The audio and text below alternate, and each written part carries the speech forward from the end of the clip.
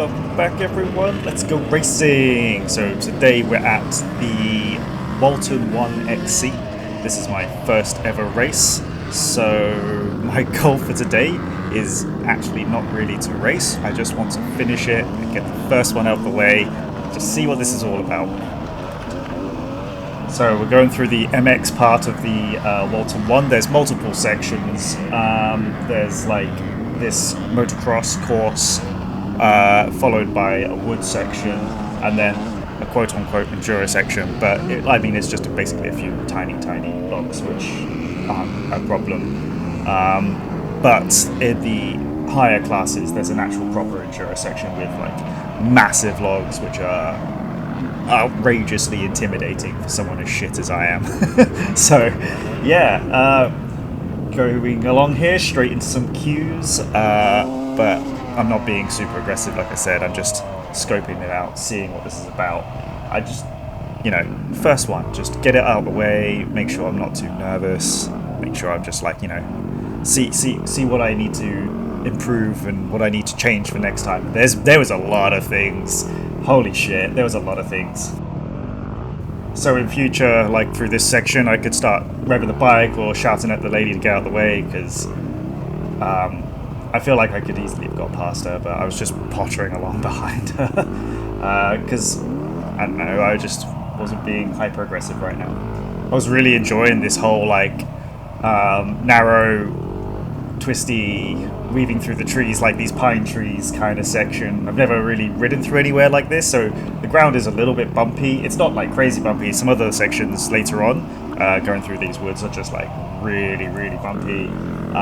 And I actually had reset my suspension to, because I was mostly worried about the motocross side, and I probably should have paid more attention to the wood side, because I set my suspension to be a bit harder so that I wouldn't hit the motocross section too badly, but it's a mistake in hindsight. Should have just paid attention to the more exhausting part, which is the woods.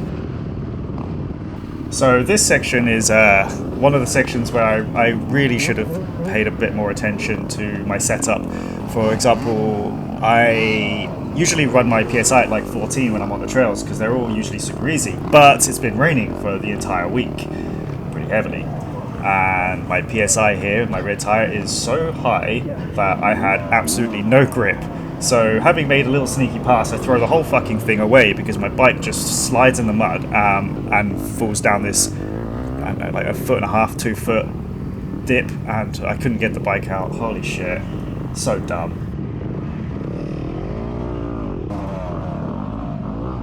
I mean, realistically at this point, I should have just stopped and taken out the PSI, taken out the pressure, but I'm just like, no, keep going. Maybe it's just this tiny section. How bad can it be? This whole section is just like slick clay, mud, and I just feel like I'm losing the back end on every single corner, even with the smallest amount of throttle. Yeah, I was just like, but I didn't think to just stop and change it, and I end up struggling and wasting so much energy. Yeah, and this bit, fuck knows what happened. I literally have no idea why I fell there. I think there was a tiny bit of some stick I didn't see, and it just fucking catapulted me to the side. And rather than just instantly getting the bike up and going, I just stood around, fanning around. This section, I got a little spooked because I could see people just stuck in the mud. But realistically, it was fine. After I was like, maybe I should go for it. It should be fine. Oh yeah, it was fine. Yeah, it's just another one. But then I'm sliding all over the place again, as you can see, because my rear tire is just way too high on pressure. So high. And that's throwing me off more than it should. This place is just great fun though. There was so much chaos and mud, and then finally we're back outside where you can have a little bit of a breather, just get some air back through you and cool down a little bit. This coming up here is the quote-unquote enduro section for the novice class, which is like, I mean, we've seen worse on trails, so I didn't even really consider this as a thing to be concerned about, like, whatever. And then as we're coming along this back straight, or front straight. Nah, I don't know. Just didn't want to overdo it because I've never actually even practiced hard braking. So that was something I need to go practice just to see what it feels like to brake the bike hard under speed. And on the left there's my support crew, Lily, Derek and Steven. Do you see him cheering? Yeah, you saw him cheering. I saw him cheering anyway. In fact, in one of the photos, you could just see me directly looking at them. But I don't even remember looking at them. But apparently at one point I did, because that's what the photo clearly shows. So now we're coming out onto the MX part of the course. I'm very unconfident with this. This is the second time I've ever been on one, and realistically the first time I've ever been on a proper one, because the Mark and Fair one is like small and a bit of a joke in comparison. And unfortunately that place has actually been shut down now, so I can't go back there anymore, so that fucking sucks. Coming back down here, I can see like there was easy ways to just get by people, but for some reason, well, not for some reason, because it's my first ever time, I kind of just sat in a bit of traffic here, and then I saw people crash, and I was like, is this as bad as it could be? But then I was like, nah, fuck it, let's just go. And it was actually completely fine. Like, that hill never was a problem. I guess they just lost momentum, or they went off course, who knows what happened to them. But there was no reason for me to get stuck there. So next time's coming around to this muddy sections. I got confused which way to go.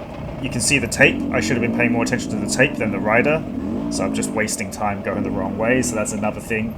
Pay attention to the tape, pay attention to the course, not where the bloody people are going, and you won't waste as much time.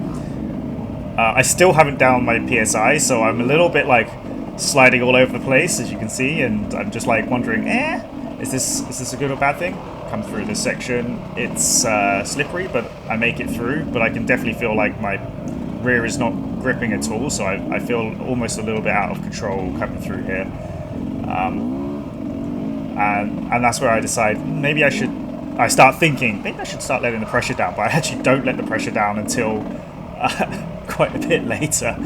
Like, I do eventually just stop and think this is ridiculous and fix it, because you can see like here the front wheel is kind of just being pushed side to side by the rear wheel, and honestly I think this was exhausting me the entire time really severely. I don't know why. This again, I just followed the other rider rather than just going through the mud pile, and as a result I make it worse for myself because I somehow fall into this tiny little ditch and get stuck. Like, oh my fucking god, what an idiot. I should have just gone straight across, but hey ho.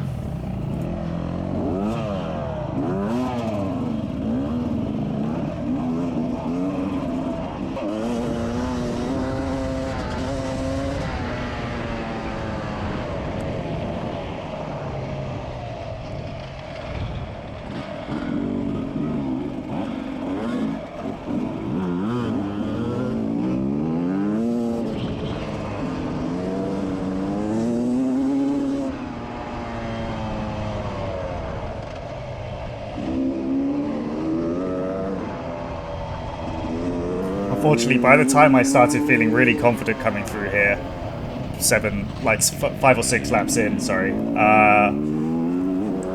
the GoPro had run out of battery, so you never actually get to see me hard braking through here, unfortunately. This bit was quite fun. There's like a really sharp right-hand corner. You sort of just do a little pivot slidey thing into a small uphill. Again, didn't really ever struggle with this. I guess I just got lucky and just managed to keep momentum and keep away from people.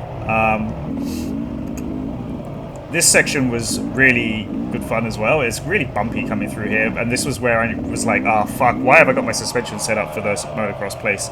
But again, I never stopped to just turn the clickers. I could have fixed it in about 5 seconds, literally 5 seconds, but I just waste a lot of energy fighting the bike when I shouldn't really. Having said that, I felt pretty good throughout the whole race. I never got arm pump. I didn't really tire out. This was where I just decided, fuck it, I gotta stop because I can't handle the sliding. It's just my tire pressure was just way too fucking high, so I let out. about 5 psi. I just 15 seconds of air really, and it was about 5 psi. And holy shit, what a difference did it make! I became so much more confident, and I can't believe I did so much distance with an overly high pressure. That was like a colossal mistake. I can't even begin to comprehend how much time and energy I wasted just sliding around poorly in the mud and just losing traction on every bloody corner. And I don't know, well, lessons learned, right? So now I'm just going back through this, and I've got a bit of a clear path. Just haven't taken it easy. Not the fastest. I'm not really trying to be like balls to the wall chasing people, because like I said, it's my first time, and I was just constantly telling myself, take it easy, it's your first race. And the second race I can go ham, fuck it. But the first one, take it easy. Yeah, just take it easy. And like you can see, I'm not struggling anymore, just going through. It's like, oh yeah, finally my tyres got grip, and this isn't a problem. One other thing I noticed is I shouldn't wait for people in future just to see what they'll do. Like this sort of stuff, there is no reason for me to stop and wait there. I could have just blast past him and just, I don't know, roost him as well, just to add insult to injury. But perhaps I should pay more attention to myself and less to other people. Just let them do their things. But yeah, I started to get into the zone. By the third or fourth lap, I feel like I was getting pretty comfortable. But there was always something that I did wrong pretty much all the time. Like, yeah. I think this was a section where I made a small, massive mistake again. So I saw the guy stuck to the right, and I was like, oh, maybe I can push through the bush to the left, because that guy's sat on his bike. But by the time I get over to him, he now steps in front of me. So I'm just like, oh, fuck's sake. And now everyone's going freely to the right. And then when I get next to this guy, I realise, holy shit, all these people ahead are just like dug into their trenches, and they're not moving. So then after about 30 seconds, I'm like, you know what, fuck this. I'm not waiting any longer. So I just start bushwhacking next to them, and yeah, I get through just fine. I think actually all the people behind me followed me as well. But the guy in front was just not moving, and the mud looked really slick, and I was like, well, I could wait forever, or I could just start getting going. It worked. Through, get onto the bike. Unfortunately, just as I get through, he gets through. So I didn't really make any. Well, I made up one place, but at least I'm not exhausted. And you can see that the guy who just made it through, he's super knackered, so he lets me by after about, I don't know, 11 seconds. But the mud here is still slicker than it looks. Yeah, I should definitely get more aggressive in the next races. And these are the sort of things I will definitely aim to do. Just be more aggressive, take those positions. There's no need to wait around. Like, yeah, I probably could have fought my way through there, perhaps.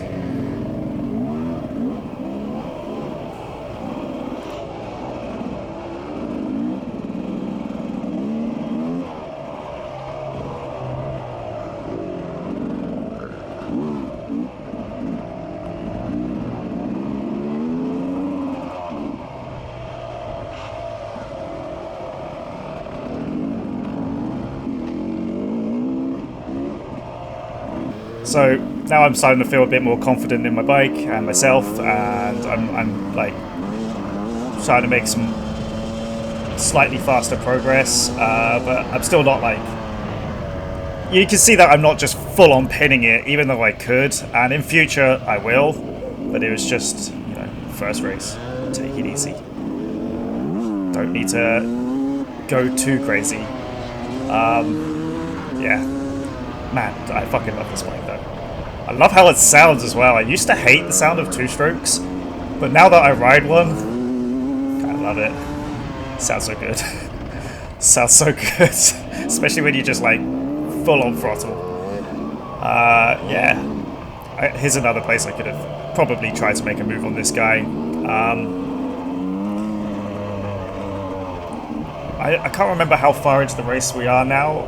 I think this is like lap 3 or lap 4, so for me, I only achieved 7 laps, unfortunately. Well, I say unfortunately, I'm happy that I did 7 laps. But it looks like most of the people in my group did 8 laps. So I don't think they lapped me. They were just the lap ahead, if that makes sense. There were a few people that lapped me, like the winners did like 9 laps or something like that. But we're like racing against vet class, like the veterans. And just because they're veterans doesn't mean they're slow. It just means that they're slightly older. So those guys were fucking hooning it, and the top people of the novice class were super, super fast. Like, you can barely tell the time between them and like the classes above. So I saw somewhere on some racing forums, basically they say, like, you know, the top runners are all pretty quick. It's just in the lower classes, people make a lot more mistakes. And, you know, judging by my performance and where I get stuck and how dumb shit I fall on, like, yeah, okay, you can see that's why I'm in the novice class, because, you know, so here we're just coming through scoring. And I still don't get used to the fact that I could just blast through the transponder just on the little sticker on top underneath my visor. That's what registers the time. I don't even know where the thing picks it up, but whatever. It's a pretty neat system. Yeah, it's just cool. First time I got there and stopped because I thought someone was going to come and like scan my helmet. I had no idea, but you know, this is all part of the learning experience.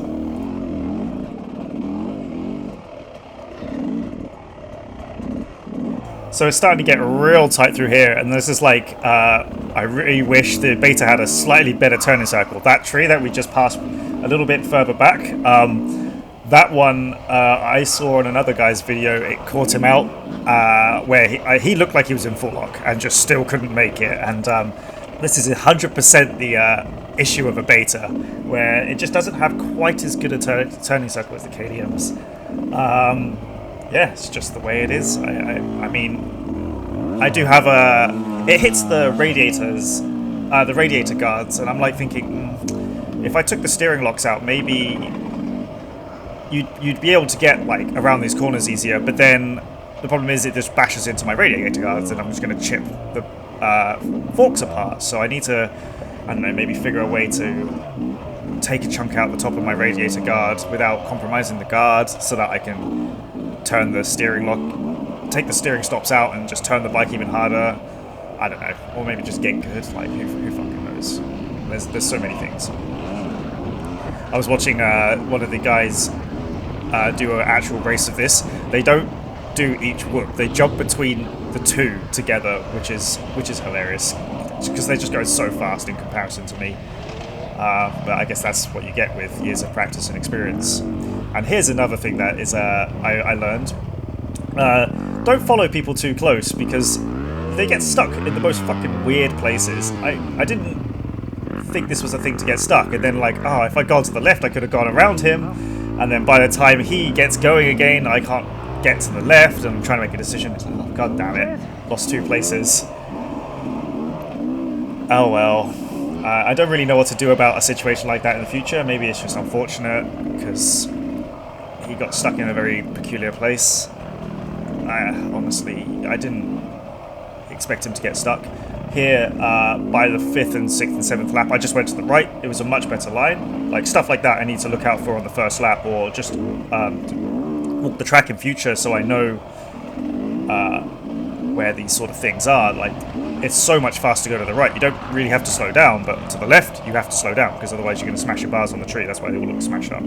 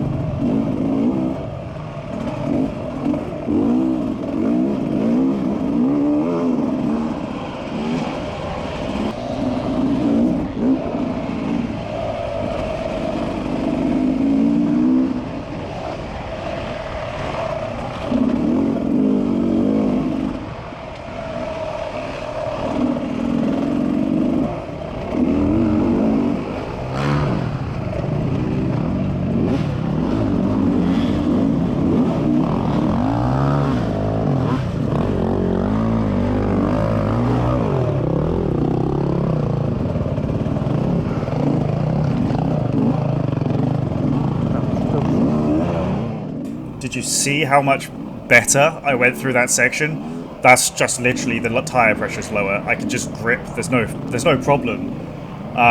So it felt so much nicer just going through that. So much more confident. And then that leaves me being overly confident. And somehow I 180 the bike. Fall off. I just got a little too happy with the throttle, and it is a little bit slippery still. Gotta remember that. Dive over onto the leaves, get out the mud, try and get some of the super slick muddy clay on my tyres off, just so I can get some grip and get going again. Yeah.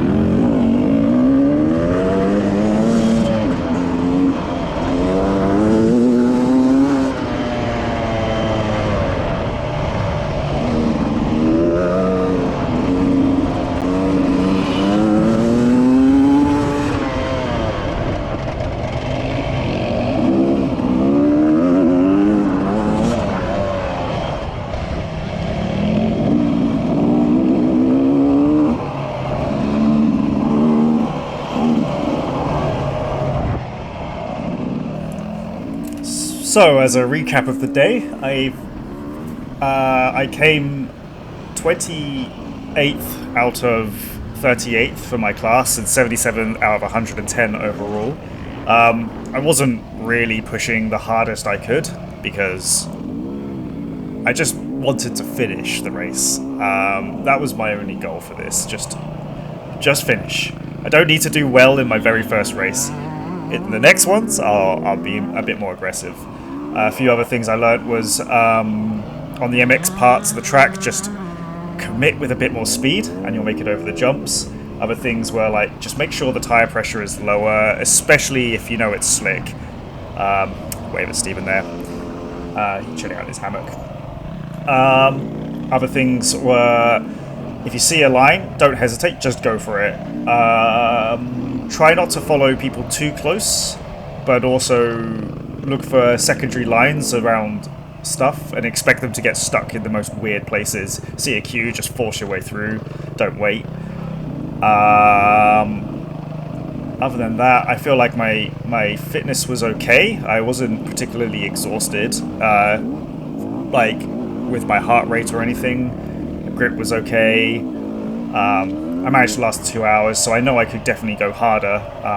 I wasn't like struggling to control the bike, and by the 7th lap I was feeling great. So yeah, I can't wait for the next race. Hopefully it'll probably only be a month, so we'll see how the thing goes with all the global situation. But yeah, that was an absolutely brilliant day. I can't wait for the next. See ya.